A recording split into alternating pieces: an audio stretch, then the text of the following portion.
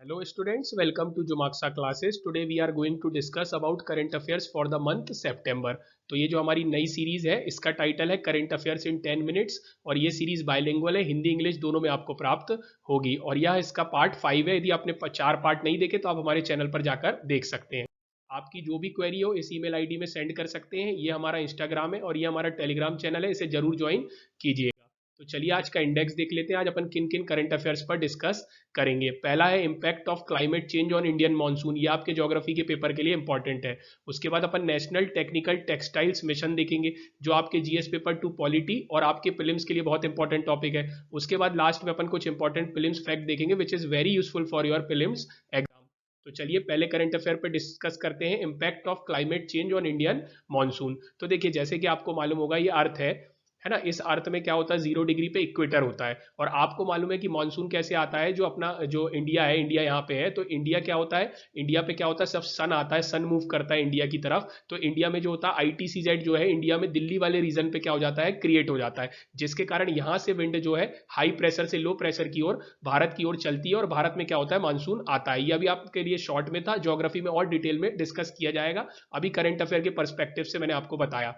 तो क्या होता है, मानसून आ जाता है। तो अभी हो क्या रहा है, जो क्लाइमेट चेंज हो रहा है उसके कारण इस मानसून पे नेगेटिव इंपैक्ट हो रहा है, जिसके कारण क्या हो रहा है, बहुत शॉर्ट टाइम में इंटेंस रेनफॉल हो रहा है। मतलब पहले रेनफॉल मान लीजिए 30 दिन में होता था, ये एग्जांपल है, तो अब रेनफॉल 10 दिन में ही रेनफॉल पूरा हो जाता है और बहुत ज्यादा हो जाता है। तो शॉर्ट टाइम में इंटेंस रेनफॉल हो जाता है। उसके बाद दूसरा इंपॉर्टेंट इसके कारण नेगेटिव इंपैक्ट ये हो रहा है कि जहां पे सूखा पड़ता है, नहीं पड़ता था, वहां भी क्या होने लगा, ड्राउट पड़ने लगा और ड्राउट बहुत लॉन्ग पीरियड के लिए पड़ने लगा है। तो शॉर्ट टाइम में इंटेंस रेनफॉल हो रहा है और लॉन्ग क्या हो रहा है, ड्राउट पड़ रहा है। तो इसके कारण क्या हो रहा है, भारत की जितनी भी फसलें हैं, फॉर एग्जाम्पल यदि राइस है तो उस पर क्या हो रहा है, उसकी क्वालिटी और क्वांटिटी पे इफेक्ट पड़ रहा है, उसके न्यूट्रिशन जो वो प्रोवाइड करती है उस पर इफेक्ट पड़ रहा है। तो इसके कारण कहीं ना कहीं बहुत ज्यादा नेगेटिव इंपैक्ट हो रहा है। यदि इन सब चीजों पर यदि मानसून लेट आएगा या मानसून बहुत कम समय बहुत ज्यादा बारिश कर देगा तो इसके कारण क्या होगा, बाढ़ भी आएगा, फ्लड भी होगा। जैसे आपने देखा होगा अभी बांग्लादेश में, इंडिया में, साउथ चाइना है, मतलब साउथ एशिया वाले रीजन में बहुत ज्यादा फ्लड आ रहा है। तो ये सब का कारण कहीं ना कहीं क्या है, क्लाइमेट चेंज है जो मानसून पे नेगेटिव इंपैक्ट डाल रहा है। इसके कारण फूड सिक्योरिटी का भी क्या होगा,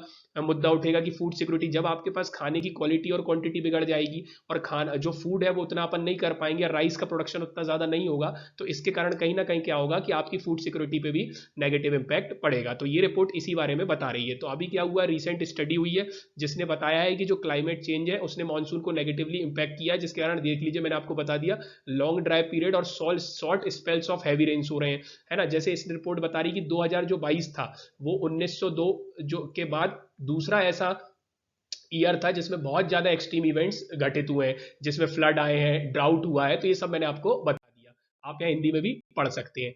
अब आते हैं अपन की चेंजेस इन मानसून ट्रेंड, जो आपका मानसून है उसमें क्या क्या चेंजेस हो रहे हैं उसके बारे में कुछ पॉइंट्स दिए हुए हैं। तो जैसे मैंने बताया फ्लक्चुएशन इन मानसून, इंक्रीज हो रहा है फ्लक्चुएशन इन मानसून। तो जैसे मैंने आपको बताया कि जो अर्थ है, अर्थ में आपको मैंने बताया जो अपना आईटीसीजेड होता है वो पहले दिल्ली वाले एरिया में, दिल्ली हरियाणा वाले एरिया के आसपास रहता था। अब वो क्या हो गया कि थोड़ा साउथ की तरफ मूव कर गया है। तो जिसके कारण जो आपका राजस्थान है, मध्य प्रदेश है, महाराष्ट्र है, इनमें क्या हो रहा है, बहुत ज्यादा एक्सेस में रेनफॉल हो रहा है। जबकि वेस्ट बंगाल, झारखंड और बिहार जहां रेनफॉल होता था वहां जो नॉर्मल रेनफॉल होता था उससे कम रेनफॉल रिसीव हो रहा है। तो increase in fluctuation in monsoon हो रहा है ना। आपका जो लो प्रेशर और डिप्रेशन है, जो आईटीसीजेड मैंने आपको बताया, वो साउथ की तरफ मूव कर गया है।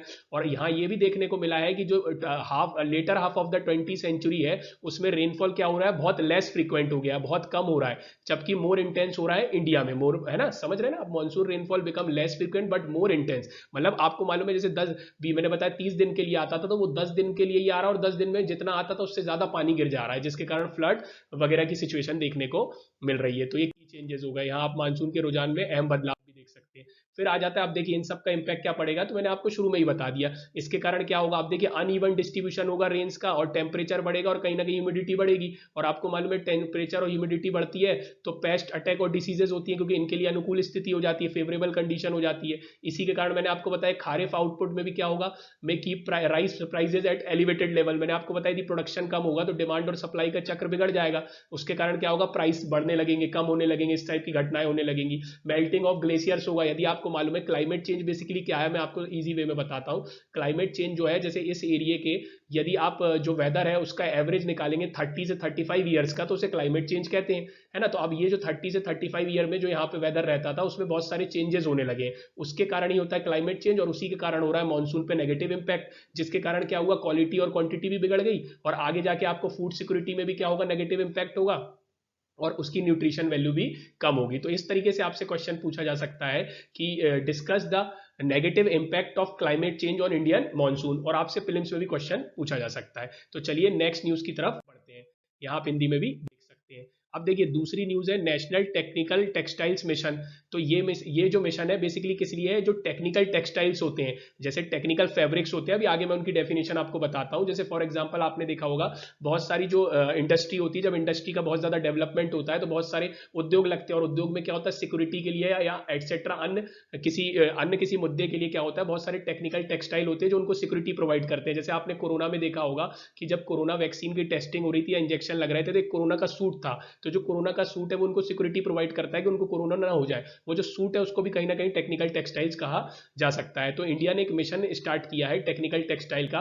तो इस टाइप के जो उद्योग हैं जो टेक्निकल टेक्सटाइल बनाते हैं उनको बढ़ावा दिया जा रहा है, और उनको बढ़ावा इसलिए दिया जा रहा है कि वो ज्यादा से ज्यादा प्रोडक्शन करें। प्रोडक्शन बढ़ेगा तो क्या होगा, अपना एक्सपोर्ट बढ़ेगा, एक्सपोर्ट बढ़ेगा तो जीडीपी बढ़ेगी, और जीडीपी बढ़ेगी तो एम्प्लॉयमेंट बढ़ेगा। तो बेसिकली ये मिशन किस लिए है, तो मिनिस्ट्री ऑफ टेक्सटाइल ने, आप देख रहे होंगे मिनिस्ट्री ऑफ टेक्सटाइल ने क्या किया है, अभी हाल ही में 23 ऐसे प्रोजेक्ट है 60 करोड़ के, जिनमें क्या किया है, टेक्निकल टेक्सटाइल मिशन को बढ़ावा देने की कोशिश की है, जैसे स्पेशलिटी फाइबर्स, और आप रीड कर सकते हैं।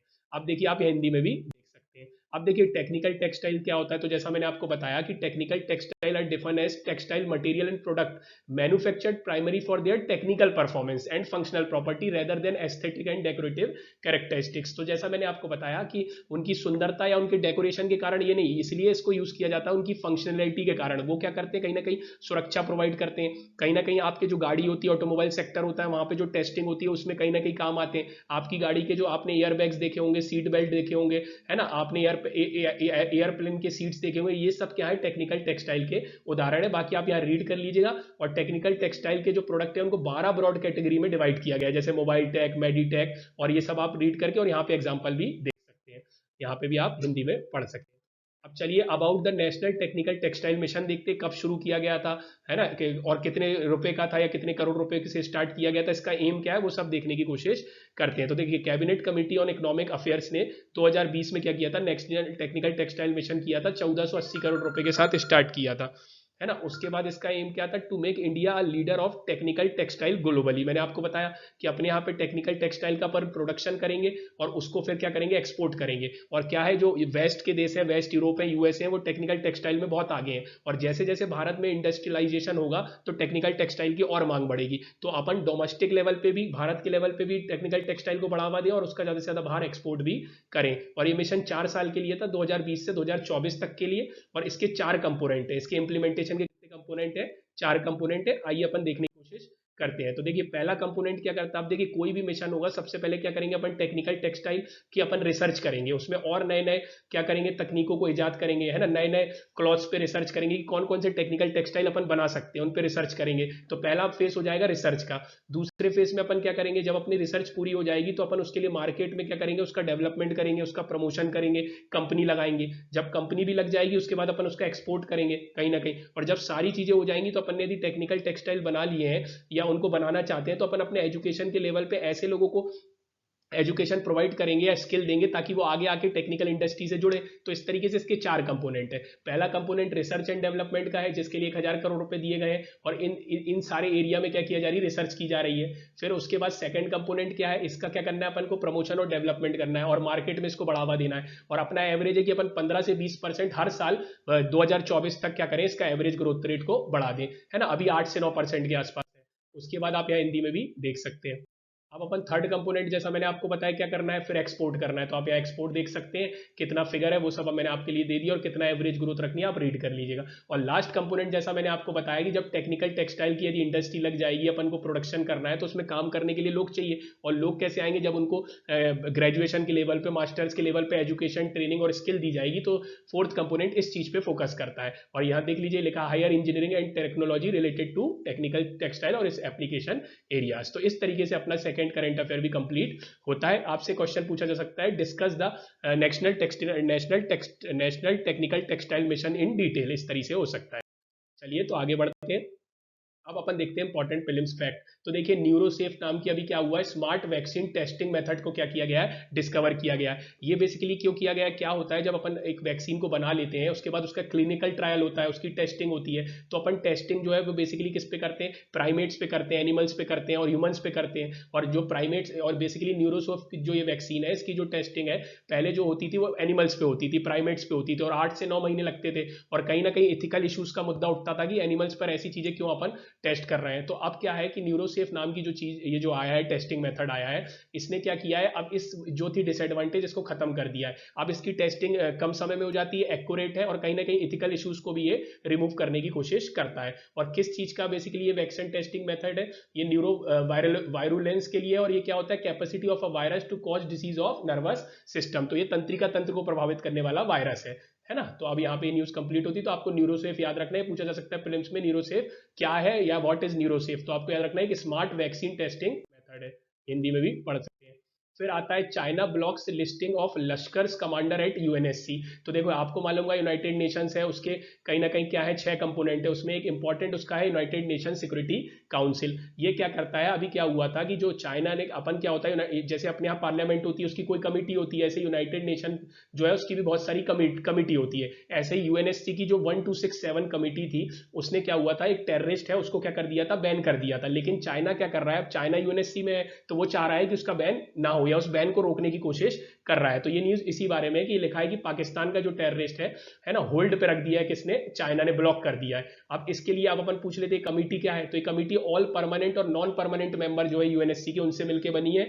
और ये किस क्षेत्र पे काम करती है, टेररिस्ट की लिस्ट बनाने में, ग्लोबल लिस्ट बनाने में। तो ये आपको ध्यान रखना है, आपसे पूछा जा सकता है यूएनएससी 1267 लिस्ट या कमिटी किससे रिलेटेड है, या हिंदी में भी आप देख सकते हैं। अब सोवा वायरस आजकल चर्चा में, तो आप हम देख के पिक्चर समझ रहे होंगे कि जो अपन मोबाइल में एंड्रॉइड ऐप चलाते हैं तो ये सोवा वायरस क्या है, एक तरीके का मोबाइल बैंकिंग ट्रोजन वायरस है ना, ट्रोजन वायरस है। ऐसा लगेगा ये आपके मोबाइल में आ जाएगा और ये मिमिक कर लेता है। तो कई तरीके की जैसे आपकी ऐप है, फॉर एग्जाम्पल मान लीजिए योनो एसबीआई, तो उसी जैसा ये बन जाएगा, मिमिक करेगा और आपकी जो डिटेल्स है उसको चुरा लेगा। तो इससे क्या होगा, आपके जो पैसे वैसे हैं फाइनेंशियल, या आपके ऊपर क्या हो जाएगा, हमला हो जाएगा, अटैक हो जाएगा। साइबर सिक्योरिटी से रिलेटेड भी आप इसको देख सकते हैं। बेसिकली ये क्या है, new mobile banking trojan virus है, टारगेट कर रहा है इंडियन कस्टमर को, इनक्रिप्ट कर देता है उनके एंड्रॉइड फोन को और इसको हार्ड टू अनइंस्टॉल है। तो इस तरीके से बहुत सारे नेगेटिव इंपैक्ट क्रिएट कर रहा है। फिर आपसे पूछा जा सकता है व्हाट इज सोवा। तो SOVA is a new mobile banking trojan virus. अब आते हैं अपन फोर्थ न्यूज पे, ASEAN India economic ministers meeting. तो ये अभी कहाँ, कंबोडिया में हुई है। अब आसियान के बारे में डिटेल दी है कि आसियान 10 मेंबर है आसियान के, और कौन कौन से और उनके फाउंडिंग मेंबर कौन से थे, आप रीड कर लीजिएगा। फिर यहाँ हिंदी में भी देख सकते हैं। और यहाँ आखिरी न्यूज है पीएम प्रणाम। तो ये किससे रिलेटेड है, तो ये बेसिकली एग्रीकल्चर मैनेजमेंट योजना है ना। इसमें क्या कर रहे हैं अपन, कोई सेपरेट बजट अपन ने इसमें नहीं दिया है। जो अपन फर्टिलाइजर क्या है उसको रिड्यूस करना चाहते हैं, केमिकल फर्टिलाइजर को, और ऑर्गेनिक और न्यूट्रिशियस फर्टिलाइजर को बढ़ावा देना चाहते हैं। तो ये saving of existing fertiliser subsidies जो पैसा बचता है उससे अपन इस योजना को बढ़ावा देते हैं। चलिए thank you, thanks for watching. अच्छा लगा तो लाइक शेयर सब्सक्राइब जरूर कीजिए।